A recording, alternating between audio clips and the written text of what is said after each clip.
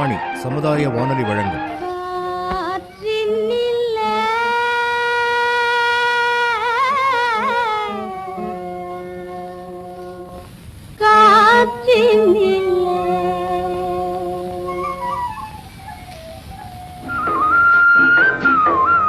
காற்றில் மிதந்து வரும் கணிதம். காற்றில் மிதந்து வரும் கணிதம் இந்திய அரசு அறிவியல் மற்றும் தொழில்நுட்பத்துறையின் ஓர் அங்கமான தேசிய அறிவியல் மற்றும் தொழில்நுட்ப தொடர்பியல் குழுமத்தின் ஆக்கம் ஊக்கம் ஆதரவுடன் ரத்தினவாணி சமுதாய வானொலி தயாரித்து வழங்கும் காற்றில் மிதந்து வரும் கணிதம். மேத்ஸ் அப்படின்னா ஈஸின்னு சொல்லுவீங்களா இல்லை கஷ்டம்னு சொல்லுவீங்களா? நமக்கு கஷ்டம் தான். இப்போ ஏதாவது இந்த மேத்ஸ் வந்து உங்களுக்கு சொல்லித்தர மாதிரி ப்ரோக்ராம் வந்து ரேடியோவில் சொல்லித்தராங்க அப்படின்னா அதுக்கு லிசன் பண்ணுவீங்களா? கேட்பேன். அப்படி அதுல ரேடியோவில் கேட்கும்போது உங்களுக்கு அது புரிஞ்சுக்கிறதுக்கு ஈஸியா இருக்கும். ஈஸியாக இருக்கு. இது வரைக்கும் இந்த மாதிரி ஏதாவது டிவிலயோ இல்லை ரேடியோல இந்த மாதிரி ப்ரோக்ராம் கேட்டிருக்கீங்களா? மேத்ஸ் சொல்லித்தராங்க டிவியில் கேட்டுருக்கேன். டிவியில் கேட்டிருக்கீங்களா? ஒரு நாளைக்கு மேத்ஸ் வந்து எத்தனை தடவை யூஸ் பண்ணுவீங்க? இந்த கூட்டல் பெருக்கல் கழித்தல் இதெல்லாம் எப்படி ஒரு 5-6 தடவை யூஸ் பண்ணுவேன். இப்ப சின்ன சின்ன கணக்குகள்லாம் இருக்குல்ல அதெல்லாம் ஈஸியா போட்டுருவீங்களா? அது போட்டுருவோம். இப்ப ஒரு சின்ன சின்ன கொஸ்டின்ஸ் எல்லாம் கேட்கறதுக்கெல்லாம் முடிஞ்ச வரைக்கும் வந்து சொல்லுங்க. 209 281 கூட்டினா எவ்வளவு வரும்? 209 281 490 ஆச்சு. 500ல இருந்து 209 கழிச்சு எவ்வளவு வருங்க? 211. இப்போ ஒரு நாளைக்கு வந்து 130 ரூபாய் சம்பளம் வாங்குறாங்க அப்படின்னா 8 நாளைக்கு எவ்வளவு வாங்கிருப்பாங்க? ஒரு நாளைக்கு 130. 8 நாளைக்கு 5 நாளைக்கு 500 15 750 750 அது 300 840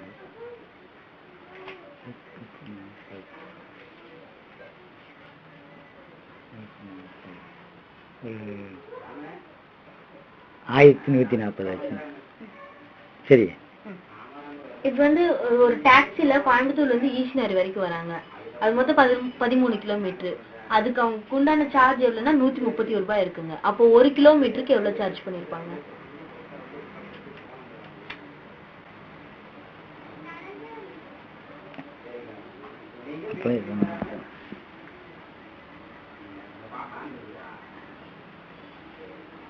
₹10 8 காசு. இப்ப வந்து ஒருத்தவங்க வந்து பாக்ஸ் எல்லாம் செய்வாங்க தெரியுங்களா? அந்த மாதிரி வேலை செஞ்சுட்டு இருக்காங்க. அப்ப அவங்க வந்து ஒரு நாளைக்கு 14 டப்பா வந்து செஞ்சிடறாங்க. அப்ப 26 நாள் வேலை செஞ்சிருந்தா எத்தனை டப்பா செஞ்சிருப்பாங்க? ஒரு நாளைக்கு 14 24 நாள் 26 நாளைக்கு 26 நாள்.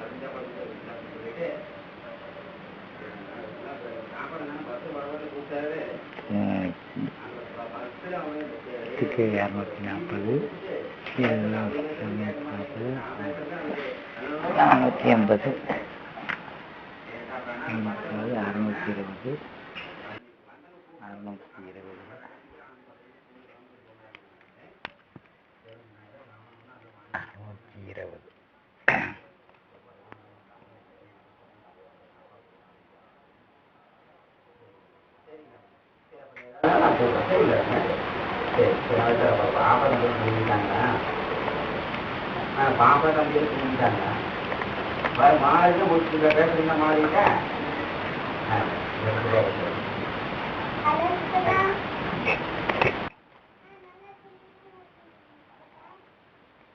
36.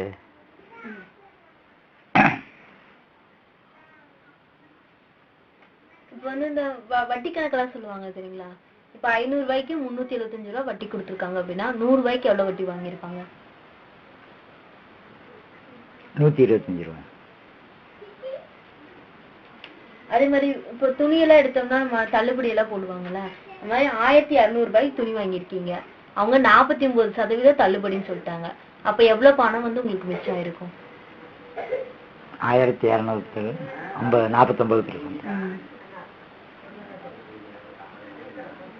500 ரூபாய் மிச்சம். இப்ப வந்து 100க்கு 3000 ரூபாய் வட்டி வாங்குறாங்க. அப்ப 20000க்கு எவ்வளவு வட்டி வாங்குவாங்க?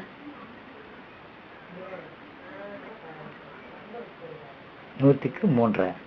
20,000க்கு எவ்வளோ வரும்?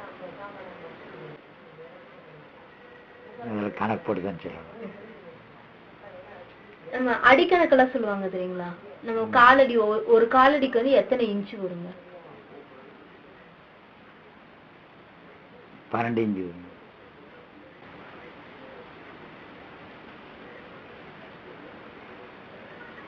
இப்போ 1 கிலோ வந்து 30 ரூபாய்ன்னு வாங்கணும் அப்படின்னா 1.25 கிலோக்கு என்ன விலை வருங்க? 37 ரூபாய்.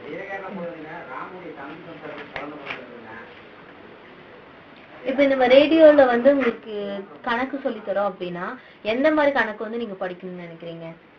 கூட்டல் கழித்தல் பெருக்கல் இந்த மாதிரியா, இல்ல இந்த பர்சன்டேஜ் எல்லாம் கணக்கு போடுவாங்கல்லங்க அது மாதிரி படிக்கணும்னு நினைக்கிறீங்களா? இல்ல பேங்க்ல இப்போ ஷேர் மார்க்கெட்ல எல்லாம் இன்வெஸ்ட் பண்றோம் அப்படின்னு சொல்லுவாங்க, அதுல எல்லாம் வந்து வந்து வட்டி கணக்கு வந்து வேற மாதிரி இருக்கும், இது மாதிரி இருக்கிறது படிக்கணும்னு நினைக்கிறீங்க? பேங்க்ல கொடுக்குறாங்க அது. இந்த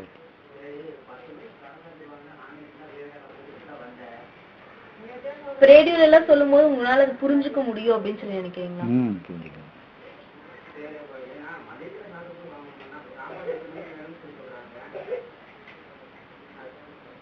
நீங்க அந்த இப்ப உங்களுக்கு நிகழ்ச்சி மூலமா சொல்லி இருந்துட்டு இருக்காங்க, அதே நிகழ்ச்சியில நீங்க கலந்துக்கணும் அப்படின்னா நீங்க அது உங்களுக்கு ஓகேவா?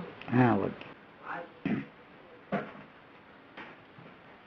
அப்படி கலந்துக்கணும் அப்படின்னா நீங்க அதுல பேசும்போது எப்படி போன் மூலியமா பேசணும் அப்படின்னு நினைக்கிறீங்களா, இல்ல அதுலயே வந்து அங்க வந்து இப்போ சேனல் இருக்குன்னா அந்த இடத்துலயே போய் அங்க ஏதாவது ஒரு இதுல பேசணும் அப்படின்னு நினைக்கிறீங்களா? இல்ல போன் மூலியமா பேசு. பகுதி 4. அம்மணி குடும்பம் தொடர் நாடகத்தில் நடிப்பவர்கள் நந்தா நாகராஜன், ஷப்னம், வளனரசு, ஹேமா பிரீதா.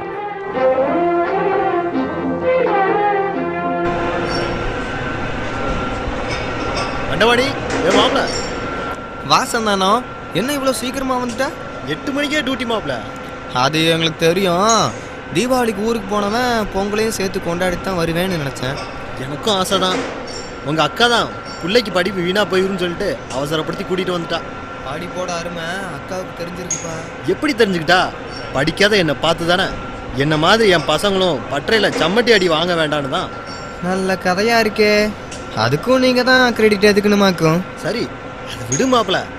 இந்தா இதை எப்படி வீட்டுக்கு போறப்போ மறக்காம எடுத்துட்டு போ. தீபாவளி பலகாரமா 15 நாள் பத்திரப்படுத்தி கொண்டாந்தியாக்கும். தீபாவளிக்கு சுட்டதில்ல மாப்பிள, உனக்கு பிடிக்குமேனு நேற்று புறப்படுற அவசரத்துல அதிரசத்துக்கு மாவு இடிச்சு முறுக்கு கை முறுக்கு வெந்தெடுத்து சாம்பிள் பார்க்க கூட எனக்கு 2 கொடுக்கலப்பா. இதுல 2 எடுத்துக்கிட்டு மிச்சத்தை எனக்கு கொடு, எங்களுக்கு வயித்த வலிக்க போகுது. எங்களுக்குண்ணா? மாப்பிள அதுக்குள்ள தாலி கட்டி குடித்தனமே பண்ண ஆரம்பிச்சுச்சாக்கும். ஆரம்பிச்சிட்டியா? அதுக்குள்ள ஆரம்பிச்சிட்டியா? எங்களுக்குன்னு சொன்னது என் தம்பியும் சேர்த்துப்பா. அதானே பார்த்தேன். தம்பி தம்பின்னு உருகுற, உயிரே விடுற. ஆமா, தீபாவளி போனஸ் பணத்துல உனக்குன்னு 1-2 ட்ரெஸ் எடுத்துக்கிட்டியா, இல்லைனா மொத்தத்தையும் தம்பிக்காவே செலவழிச்சிட்டியா? தீபாவளி போனஸு அண்ணன் தம்பிக்குள்ள காசு பணம்னு கணக்கு பார்க்கவா முடியுது? ஏமாப்ல என்ன பெருமூச்சு. தீபாவளியெல்லாம் அந்த வருஷம் அமக்கலாம் தானே. தீபாவளிக்கு பொங்கலை வச்சுட்டாங்கப்பா. என்ன மாப்பிள ஆச்சு? சரி அதை விடு சந்தானம். சொல்ல மாட்டேன். சரி இதை பிடி. சஷ்டிக்கு திருச்செந்தூர் போயிருந்தோம். சில்லுக்கருப்பட்டி பஞ்சாமிர்தம் இலை விபூதி அம்மாட்ட கொடு. உனக்கு நல்ல மனசு சந்தானம், ரொம்ப தேங்க்ஸ். உன் குடும்பத்தோட கோயிலுக்கு போனாலும் என்னையும் என் குடும்பத்தையும் ஞாபகம் வச்சு பிரசாதம் கொண்டு வந்திருக்கியே. நம்ம குடும்பம் மாப்பிள, ஏன் தனித்தனியா உன் குடும்பம் என் குடும்பம்னு பிரிக்கிற? சொல்ல மறந்துட்டேன். திருச்செந்தூர்ல அவங்க அண்ணன் அண்ணி, அண்ணன் மாமனார் மாமியார் மச்சின எல்லாரையும் பார்த்தேன். ஆமாம், நோம்புக்கு போகிறதா அண்ணன் சொன்னார். பிள்ளைக்கு மொட்டை போட்டு காது குத்தி ஏக அமர்க்கலாம் போ. ஆனாலும் விசேஷத்துக்கு வாங்கன்னு ஒரு வார்த்தை கூட கூப்பிடவே இல்லை மாப்பிள. நீ கூட சொல்லவே இல்லை பத்தியா? சந்தானம், அந்த விசேஷமே நீ இப்போ சொல்லி தான் எனக்கு தெரியும். அண்ணன் தம்பி உறவு அந்த லட்சணத்தில் இருக்கு. அந்த அண்ணனுக்கு தம்பினா எனக்கும் சங்கடமாக தான் இருக்குது. அதனாலேயே என் தம்பிக்கு நான் நல்ல அண்ணனா நடந்துக்கணும்னு ஆசைப்படுறேன். ஆசைப்படு, தப்பு இல்லை, அவஸ்தைப்படாத. உன் தம்பி உங்க அண்ணனை பார்த்து கற்றுக்கிட்டானா? என்ன சந்தானம்? உலக நடப்பு சொன்ன சாமி. டியூட்டி முடிஞ்சதில்ல, புறப்படு. இன்னைக்கு உனக்கு ரெஸ்ட் டே தானே. புறப்படலாம். இன்னைக்கு 7ஆம் தேதி. மேனேஜர் 10 மணிக்கு சம்பளம் தருவார், வாங்கிட்டு தான் புறப்பட போகிறேன். பணம் பத்திரம் மாப்பிளே.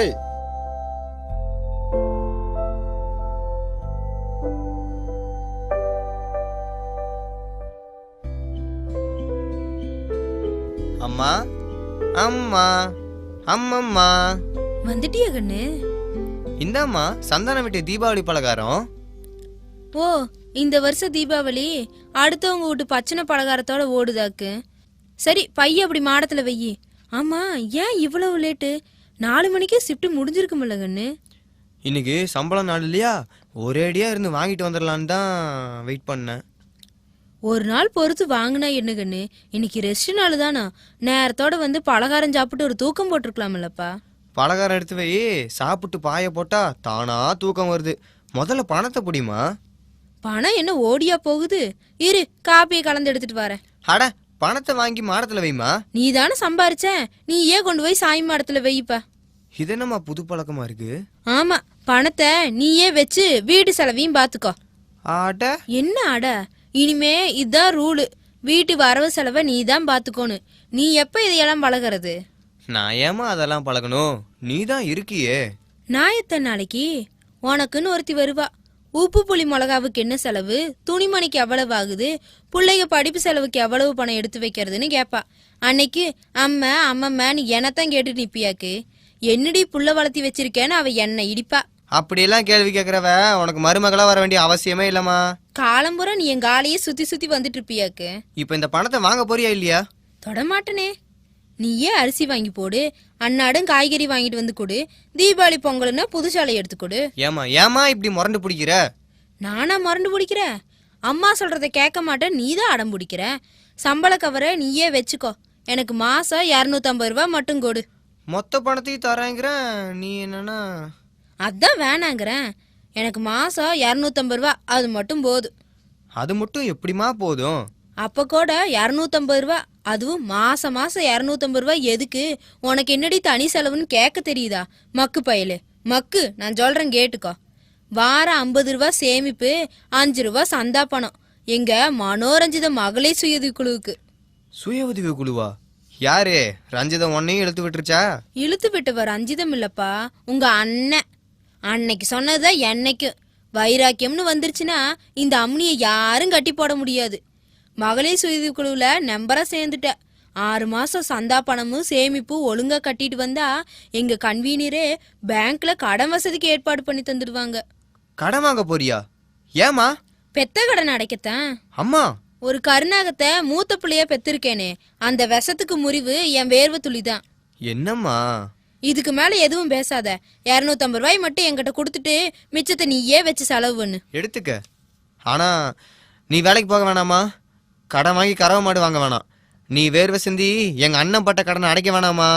இன்னும் எங்க அண்ணான்னு தானே வருது பைத்தியக்கார புள்ள. உன் தலைய மொட்டையடிச்சு தம்புள்ள தலைக்கு சந்தனம் தடவுறான் திருச்செந்தூர்ல. மவளுக்கு கம்மல் வாங்கி போட்டுட்டு பெத்தவளுக்கே காது குத்துறான். தீபாவளிக்கு புதுச்சாலை எடுத்தாந்திருக்கேன்னு நீ இன்னும் அண்ணன் அண்ணன்னு உருகிட்டு இருக்கிற. பலகாரம் எடுத்து வைக்கிற, சாப்பிட்டு படுத்து தூங்கு. அத்தை, அண்ணன் தான் வந்துட்டாருல, நம்ம புறப்படலாமா? எங்க புறப்பட்டு நிக்கிற ரஞ்சிதம்? நான் சொன்னது காதல் உழுவுலியாக்கு. சிந்தாமணி அக்கா வீட்ல மகளிர் குழு மீட்டிங்கு. நாங்க திரும்பி வர்றதுக்கு பொழுதோட ஆகு. இரு, இட்லி கொப்பரைய இறக்கி வச்சுட்டு வரேன். ஏன் ரஞ்சிதம், அம்மாவோட புடிவாதத்தை பாத்தியா? இதுக்கு பேர் புடிவாதமா? இல்ல அண்ணன், புள்ள பாசம். அந்த அளவுக்கு அத்தை குமுறிட்டு இருக்காங்க. அதான் நான் கூப்பிட்டு போறேன், அவங்கள தடுக்காதீங்க. அங்க என்ன சிபாரிசு? யார் சமாதானம் இங்க எடுபடாது. இத்தனை வருஷம் புத்தி கேட்டு நானும் ஜேந்தல்ல என் மவனை செக்குல ஓட்டு புழிஞ்சிருக்கேன். தாலி கட்டுன மவராசரு குடிகாரரு, தலைச்சம்புள்ள கொள்ளக்கார. எத்தனை பேரு பாரத்துதான் இவன் தலை தாங்கு. இனிமே அவன் ஜம்பாத்தியோ அவன் ஜாமர்த்தியோ. அவன் என்ன வாங்கி போடுறானோ அதை பொங்கி போட்டுட்டு அவன் தின்ன மிச்சத்தை நான் தின்னுட்டு போறேன். அம்மா அம்மா அம்மா, ஏமா இப்படி எல்லாம் பேசுற? என்னைக்காவது நான் ஒருத்தன் தான் உழைக்கிறேன், நான் ஒருத்தன் தான் சம்பாதிக்கிறேன்னு நினைச்சிருக்கேனா? பேசிருக்கேனா? பேசலையே, பேச தெரியலையே என் மகனுக்கு. அந்த வருத்தம் தான் இப்ப வைராகியமாயிருக்கு. இதுக்கு மேல என்ன புலம்ப வைக்காத சாமி. பலகாரத்தை சாப்பிடு, பாய போட்டு படு, படுத்த உடனே தூங்கு, அது முக்கியம்.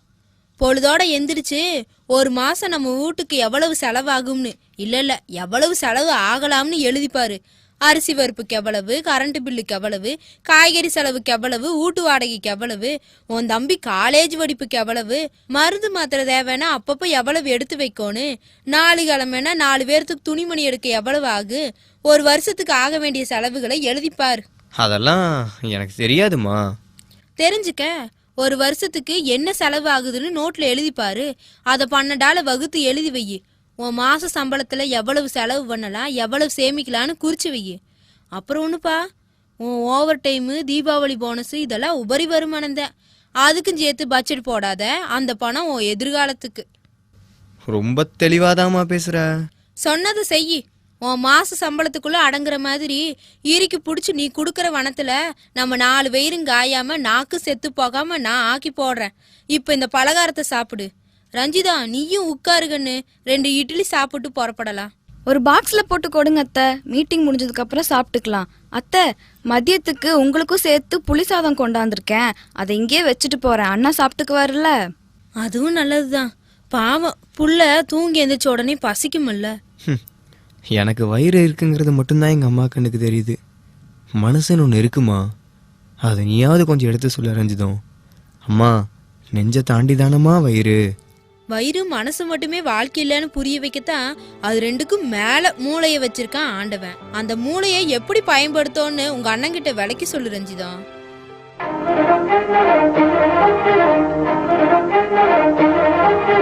காற்றில் மிதந்து வரும் கணிதம் நிபுணர் விளக்கம். வழங்குபவர் பேராசிரியை என் சங்கீதா.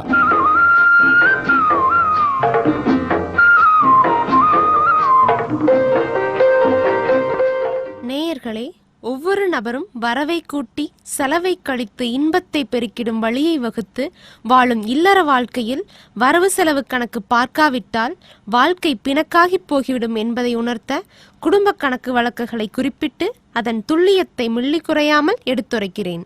இப்போ ஒரு குடும்பத்தோட மாத வருமானம் ஒரு 10,000 ரூபாயே இருந்துச்சுன்னா அந்த குடும்பத்தோட செலவின தொகை எப்படி கணக்கிடணும் அப்படிங்கிறத தெரிஞ்சுக்கலாம். இன்றைய பொருளாதார நிலைப்படி ஒரு பெட்ரூம், ஒரு ஹால், ஒரு கிச்சன் இருக்கிற ஒரு சின்ன வீட்டுக்கு வாடகை மாதம் 3000 ரூபாய்ன்னு எடுத்துக்கிட்டோம்னா வருஷத்துக்கு எவ்வளோ வரும்? வருஷத்துக்கு எவ்வளோ மாதம்? 12 மாதம். ஸோ 3000 ரூபாய் பெருக்கல் 12 போட்டோம்னா 36,000 ரூபாய் வருஷத்துக்கு நம்ம வீட்டு வாடகை கட்டுறோம். மின்சார கட்டணம் எவ்வளோ மாதத்துக்கு ஒரு டைம் கட்டுவோம்? 2 மாதத்துக்கு ஒரு டைம் கட்டுவோம். ஸோ ஆவரேஜாக ஒரு 800 ரூபாய் 2 மாதத்துக்கு ஒரு டைம் கட்டணும்னு வச்சுக்கலாம். ஸோ அதுக்காக மாதம் நம்ம ஒரு 400 ரூபாய் மின்சார கட்டணத்துக்காக நம்மளோட வருமானத்துலேருந்து ஒதுக்கி வைக்கிறோம். மாதம் 400 ரூபாய் நம்ம மின்சார கட்டணத்துக்காக ஒதுக்கி வச்சோம்னா வருஷத்துக்கு 400 பெருக்கல் 12 மாதத்துக்கு பெருக்கணும்னா 4800. இப்போது வீட்டு வாடகை ஒரு 3000 ரூபா கூட்டல் ஒரு மின்சார கட்டணம் ஒரு 400 ரூபாய் ஒதுக்கி வைக்கிறோம். ஸோ 3400. இப்போ பால் தயிர் நம்ம ஒவ்வொரு வீட்லேயும் பால் தயிர் மிக அவசியமான ஒரு பொருள். ஸோ பால் தயிர் ஒரு நாளைக்கு 1 லிட்டர் வாங்குறோம்னு வச்சுக்கலாம். அந்த நடுத்தர குடும்பத்தில் ஒரு கூட்டு குடும்பத்துக்கு 1 லிட்டர் வாங்குறோம். ஒரு நாளைக்கு 1 லிட்டர்னா 30 நாளைக்கு 30 லிட்டர். 1 லிட்டர் 40 ரூபாய்னு வச்சுக்கலாம். ஸோ 40 பெருக்கல் 30 எவ்வளோ ஆச்சுங்க? 40 பெருக்கல் 30 1200 ரூபாய். அடுத்தது இந்த அரிசி, பருப்பு, காய்கறி, மஞ்சத்தூள், இது மாதிரி மளிகை ஜாமான்களுக்காக ஒரு 2500 ரூபாய் நம்ம ஒதுக்குறோம். இப்போ வீட்டு வாடகை, மின்சார கட்டணம், பால் தயிர், மளிகை ஜாமானம் இது எல்லாத்துக்கும் ஒதுக்குற தொகை எவ்வளோன்னு பார்த்தீங்கன்னா 7100 ரூபாய் மாதம் நம்ம ஒதுக்குறோம். இது போக வருடாந்திர செலவுன்னு பார்த்தீங்கன்னா வருடாந்திர செலவு என்னென்ன? மருத்துவ செலவு, சப்போஸ் ஹாஸ்பிட்டல் போனோம்னா அதனோட செலவு, அப்புறம் துணிமணி எடுக்கிறது, விருந்தினர் வந்தாங்கன்னா அவங்களோட செலவு, இதெல்லாம் பார்க்கலாம். அது எப்படின்னா மருத்துவ செலவு தோராயமாக ஒரு வருஷத்துக்கு ஒரு 1500 ரூபாய், ஒரு 1500 ரூபாயிலேருந்து ஒரு 1200 ரூபாய் போகலாம். அதாவது மாதம் மருத்துவ செலவுக்காக ஒரு 100 ரூபாய் நம்ம ஒதுக்கி வைக்கிறோம். அது போக துணிமணி இந்த தீபாவளி, பொங்கல் இது மாதிரி ஒரு முக்கியமான விசேஷங்களுக்கு எடுக்கிறதுக்காக ஒரு 3 செட் எடுக்கிறன்னு வச்சுக்கலாம். 3 செட்டுக்கு ஒரு வருஷத்துக்கு ஒரு 6000 ரூபாய் தோராயமாக நம்ம ஒதுக்கி வைக்கலாம். வருஷத்துக்கு 6000 ரூபாய்னா மாதத்துக்கு எவ்வளோ எப்படி பிரிப்பீங்க? 6000 வகுத்தல் 12. 6000 வகுத்தல் 12ன்னு போட்டிங்கன்னா 500 ரூபாய் வரும். இப்போது மருத்துவ செலவுக்காக ஒரு 100 ரூபாய், துணிமணிகளுக்காக ஒரு மாதம் ஒரு 500 ரூபாய் ஒதுக்குறீங்க. அது போக போக்குவரத்து, எங்கேயாவது வெளியூர் போகிறது வேலை இருக்கும், கண்டிப்பாக வெளியூர் போகிற வேலை இருக்கும். அது போக விருந்தினர் யாராவது நம்ம சொந்தக்காரங்க யாராவது வீட்டுக்கு வர்றது, இது மாதிரிக்காக வருஷம் ஒரு 2000 ரூபாய் ஒதுக்கி வைக்கிறீங்க. வருஷம் 2000 ரூபாய் ஒதுக்குனீங்கன்னா மாதம் எவ்வளோ நீங்கள் அதுக்காக எவ்வளோ நம்மளோட வருமானத்தில் ஒதுக்கி வைக்கணும்? 2000 வகுத்தல் 12 போட்டிங்கன்னா எவ்வளோ வரும்? 180 ரூபா நம்ம மாதம் ஒதுக்கி வைக்கணும். அது போக கல்லூரி படிப்பு மற்றும் இது மாதிரி கல்வி செலவிற்காக ஒரு வருஷத்துக்கு ஒரு 20000 ரூபாய் ஒதுக்கி வைக்கிறீங்க. வருஷத்துக்கு 20000 ரூபாய்னா மாதம் நம்மளோட வருமானத்துலேருந்து எவ்வளோ ஒதுக்குறீங்கன்னா 20000 வகுத்தல் 12 போட்டிங்கன்னா எவ்வளோ வருது? 1670 ரூபா வருது. சரிங்களா? அடுத்தது கேளிக்கை செலவு, அதாவது சினிமாக்கு போவீங்க, பொருட்காட்சி இது மாதிரி ஏதாவது போனோம்னா மாதம் ஒரு 100 ரூபா ஒதுக்கி வைக்கலாம். எப்பாவது ஒரு டைம் ஃபேமிலியோடு நம்ம ஒன்றா போயிட்டு வரோம், அதுக்காக ஒரு 100 ரூபா ஒதுக்கி வைக்கலாம். இது எது இப்போ என்னென்னு பார்த்தோம்னா ஒரு வருடாந்திர செலவு, அதாவது மருத்துவ செலவு, துணிமணிக்கு ஒரு 500, போக்குவரத்துக்கு ஒரு 180, படிப்பிற்காக ஒரு 1670, அதுபோக கேளிக்கை செலவுகளுக்காக ஒரு 100 ரூபா ஒதுக்கி வைக்கிறோம். இது மாதிரி வருடாந்திர செலவுக்காக ஒரு 2550 ரூபா நம்ம மாதம் மாதம் ஒதுக்கி வைக்கிறோம். இப்போ மாதம் மாதம் ஆகிற செலவு தொகை பார்த்திங்கன்னா 7100 ரூபா. அதாவது இந்த வீட்டு வாடகை, மின்சார கட்டணம், மளிகை பொருள் இதுக்கெல்லாம் ஒரு 7100 கூட்டல் அது கூட வருடாந்திர செலவு பார்த்திங்கன்னா 2550. அதாவது 7100 கூட்டல் 2550 ரூபா போட்டிங்கன்னா உங்களுக்கு மாதம் மாதம் ஆகிற நீங்கள் செலவுக்காக ஒதுக்கப்பட்ட தொகை எவ்வளோன்னு பார்த்தீங்கன்னா 9650 ரூபா. நம்மளோட வருமானம் எவ்வளோ நம்ம வச்சுருந்தோம்? 10,000 ரூபாய் நம்மளோட வருமானமாக இருந்துச்சுன்னா 10,000 கழித்தல் 9650 போட்டோம்னா நமக்கு மாதம் மிச்சமாகிற தொகை எவ்வளோன்னு பார்த்தீங்கன்னா 350 ரூபா நமக்கு மாதம் மிச்சமாகுது. இப்போ ஒரு நடுத்தர குடும்பத்திற்கு எவ்வளோ செலவு தொகை ஆகும், அதை எப்படி ஒதுக்கணும் அப்படிங்கிறத நம்ம தெரிஞ்சிட்டோம். அடுத்த பகுதியில் இந்த செலவு தொகை செலவிடுவதில் கணிதத்தோட பயன்பாடு எப்படிங்கிறத பற்றி நம்ம தெரிஞ்சுக்கலாம்.